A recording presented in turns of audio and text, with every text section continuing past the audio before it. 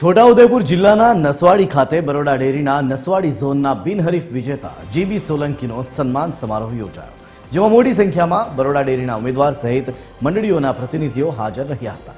સમારોહમાં પાદરાના પૂર્વ ધારાસભ્ય દિનેશ પટેલે વિરોધીઓ પર આકરા પ્રહાર કર્યા। તેમણે કોઈનું નામ લીધા વિના નિશાન સાધતા કહ્યું કે રાજકારણ પોતાની જગ્યાએ છે, પણ આ સંસ્થા પશુપાલકોના હિત માટે છે। તેમણે કહ્યું કે જે વ્યક્તિને 15 વર્ષ પ્રમુખ બનાવ્યા અને તાલુકા પંચાયતમાં ઉપપ્રમુખ બનાવ્યા તે ખોટી વાત કરે છે। હું 25 કરોડનો દાવો મૂકીશ। મતદારો મને સારી રીતે ઓળખે છે। અમે ક્યારેય બિનહરીફ થવાના પ્રયાસ કર્યા નથી। પ્રયત્ન કરવાથી બિનહરીફ થતી નથી। ચૂંટણી લડીને જ આવું છું અને મને ગૌરવ છે।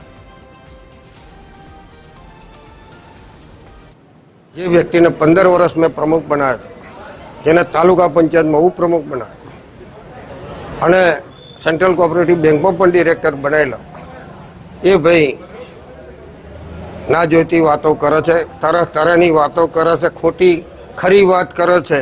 ત્યારે એમની સામે કાયદાકીય કામગીરી કરવાનો છું। 25 કરોડ રૂપિયાનો દાવો બદનક્ષીનો મૂકવાનો છું।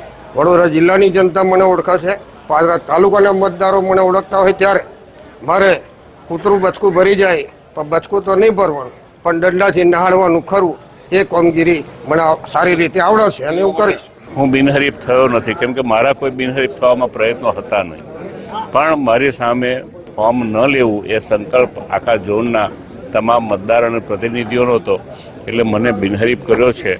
એટલું જ નહીં, પણ આજનો આ પ્રસંગ છે એ પણ મેં નથી રાખ્યો। તમામ મંડળીઓના પ્રતિનિધિઓએ ગઈકાલે જ્યારે એક જ મારું ફોર્મ રહ્યું ત્યારે બરોડા આવવા માટેની જીદ કરી, તો 200, 250, 300 માણસ વડોદરા આવે એના બદલે હું નસવાડી આવી જાઉં, એમ કરીને આજનો કાર્યક્રમ પણ આપણા ઝોનની મંડળીઓ મારફતે ગોઠવાયો છે।